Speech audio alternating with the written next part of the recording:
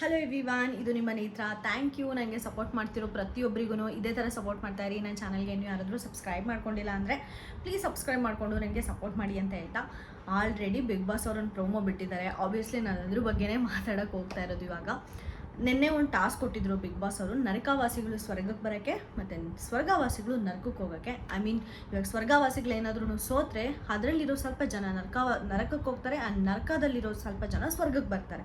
So ಈ ಥರ ಒಂದು ಟಾಸ್ಕ್ ಕೊಟ್ಟಾದ್ಮೇಲೆ ಆಲ್ರೆಡಿ ಬಿಗ್ ಬಾಸ್ ನರಕ ಹೆಂಗಿರುತ್ತೆ, ಸ್ವರ್ಗ ಹೆಂಗಿರುತ್ತೆ ಅಂತ ಒಂದು ಕ್ಲಿಯರ್ ಪಿಕ್ಚರ್ ತೋರಿಸಿದಾದ್ಮೇಲೂ ಕೂಡ ಯಾರೂ ನರಕಕ್ಕೆ ಹೋಗಬೇಕು ಅಂತ ಇಷ್ಟಪಡಲ್ಲ, ಅಗ್ರೆಸಿವ್ ಆಗೇ ಆಡ್ತಾರೆ ಈ ಟಾಸ್ಕ್ನ. ಅದಂತೂ ನನಗೆ ಪಕ್ಕಾ ಗೊತ್ತಿತ್ತು. ಮತ್ತು ಬಿಗ್ ಬಾಸ್ ಅವ್ರು ಕೊಟ್ಟಿರೋ ಟಾಸ್ಕ್ ಕೂಡ ಅದು ಅಗ್ರೆಷನಲ್ಲೇ ಇರೋ ಟಾಸ್ಕ್. ಹಂಗಿರ್ಬೇಕಾದ್ರೆ ಕಂಟೆಸ್ಟೆಂಟ್ಸ್ ಆಡಿರೋದ್ರಲ್ಲಿ ಯಾವುದೇ ತಪ್ಪಿಲ್ಲ, ಮನುಷ್ಯತ್ವ ಅನ್ನೋದು ಕಳ್ಕೊಂಡ್ರು ಅಂತ ನಾವು ಸ್ಟೇಟ್ಮೆಂಟ್ ಕೂಡ ಪಾಸ್ ಮಾಡೋಕ್ಕೆ ಆಗಲ್ಲ. ಯಾಕಂದರೆ ನರ್ಕದಲ್ಲಿರೋರು ಆಲ್ರೆಡಿ ಡ್ರೇನ್ಡ್ ಔಟ್ ಆಗೋಗ್ಬಿಟ್ಟಿದ್ದಾರೆ, ಅವ್ರಿಗೆ ಎನರ್ಜಿನೇ ಇಲ್ಲ. ಸೊ ಆದರೂ ಕೂಡ ಹೆಂಗಾದರೂ ಕಷ್ಟಪಟ್ಟು ಆಡಲೇಬೇಕಪ್ಪ ಅಂತ ಪ್ರಯತ್ನಿಸ್ತಾ ಇದ್ದಾರೆ.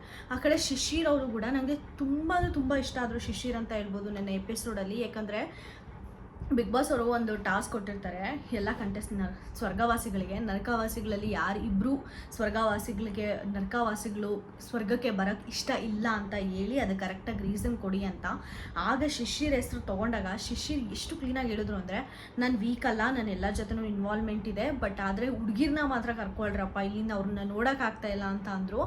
ನಿಜ ತುಂಬ ಅಂದರೆ ತುಂಬ ಚೆನ್ನಾಗಿ ಅನಿಸುತ್ತೆ. ಅಷ್ಟೇ ಅಲ್ಲ, ಮಾನಸ ಅವ್ರ ಮೇಲೆ ಜಗದೀಶ್ ಅವರು ಅಟ್ಯಾಕ್ ಮಾಡಿದಾಗೂ ಕೂಡ ಅಷ್ಟೇ ತುಂಬ ಚೆನ್ನಾಗಿ ಮಾತಾಡಿದ್ರು. ಸರ್ ಅದೆಲ್ಲ ಬೇಡ, ಈ ಅಮ್ಮ ಯಾರು, ಸೀಮೆ ಹೆಂಗಸು ಎಲ್ಲ ಮಾತಾಡಬೇಡ್ರಿ ಅಂತ ಎಲ್ಲ ಮಾತಾಡಿದ್ರು. ನಂಗೆ ಅದು ಸ್ವಲ್ಪ ತುಂಬಾ ಕನೆಕ್ಟ್ ಆದರು ಶಿಶಿರ್ ಅಂತ ಹೇಳ್ಬೋದು.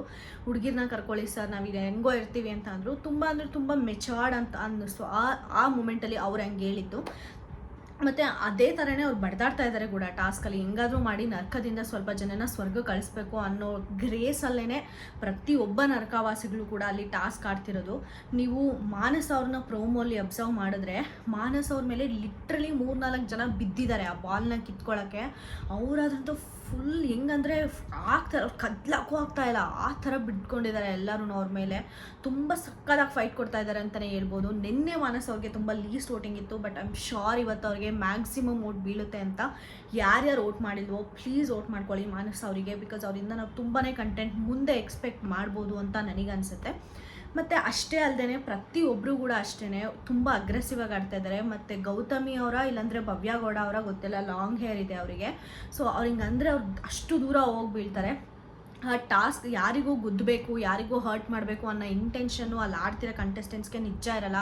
ಆ ಮೂಮೆಂಟಲ್ಲಿ ಅವ್ರಿಗೆ ಗೊತ್ತಿಲ್ಲದೇ ಆಗೋ ಮೂಮೆಂಟ್ಸ್ ಅಷ್ಟೇ ಅವೆಲ್ಲನ. ಇವತ್ತು ಶಿಶಿರ್ ಬೇರೆ ತುಂಬ ಗಾಯ ಆಗಿದೆ ಅಂತೆ, ಅವ್ರಿಗೆ ಆಡೋಕ್ಕಾಗ್ತಾ ಇಲ್ಲ ಅಂತ ತುಂಬಾ ಆಚೆ ನ್ಯೂಸ್ ಸ್ಪ್ರೆಡ್ ಆಗ್ತಾ ಇದೆ. ನೋಡಬೇಕು ಬಿಗ್ ಬಾಸ್ ಅವರು ಟಾಸ್ಕ್ ನಿಲ್ಲಿಸಿ ಅದಕ್ಕೊಂದು ಆಲ್ಟರ್ನೇಟಿವ್ ಸೊಲ್ಯೂಷನ್ ಕೊಡ್ತಾರಾ, ಇಲ್ಲಾಂದರೆ ಈ ಟಾಸ್ಕ್ನ ಹಾಗೆ ಕಂಟಿನ್ಯೂ ಮಾಡಿಕೊಂಡು ರಿಸಲ್ಟ್ಸ್ ಏನಾದರೂ ಬರುತ್ತಾ ಅಂತ ಫಾರ್ ಶೋರ್ ಇವತ್ತು ನಮಗೆ ಗೊತ್ತಾಗುತ್ತೆ. ಮತ್ತು ಯಾರ್ಯಾರು ವೋಟ್ ಮಾಡಿಲ್ವೋ ಅವರೆಲ್ಲ ವೋಟ್ ಮಾಡ್ಕೊಳ್ಳಿ. ಯಾಕಂದರೆ ಇವತ್ತು ಮ್ಯಾಕ್ಸಿಮಮ್ 12 o'clockವರೆಗೂ ಇಡ್ತಾರೆ, ಮಿಡ್ನೈಟ್ 12 o'clockವರೆಗೂ ಇಡ್ತಾರೆ ವೋಟಿಂಗ್ ಲೈನ್ಸ್ ಅಂತ ನನಗೆ ಅನಿಸಲ್ಲ. ಆದರೂ ಮುಂಚೆನೇ ಕ್ಲೋಸ್ ಆಗ್ಬೋದು. ಸೊ ನಿಮ್ಮ ಫೇವ್ರೇಟ್ ಕಂಟೆಸ್ಟೆಂಟ್ಸ್ ಯಾರಿದ್ದಾರೋ ಅವ್ರಿಗೆ ಮಾತ್ರ ವೋಟ್ ಮಾಡ್ಕೊಳ್ಳಿ. ಯಾಕಂದರೆ ಸ್ಟಾರ್ಟಿಂಗ್ ಡೇಸಲ್ಲಿ ವೋಟ್ ಮಾಡ್ಕೊಳ್ಳೋದು, ಪ್ರಿಸರ್ವ್ ಮಾಡ್ಕೊಳ್ಳೋದು ತುಂಬ ಇಂಪಾರ್ಟೆಂಟ್.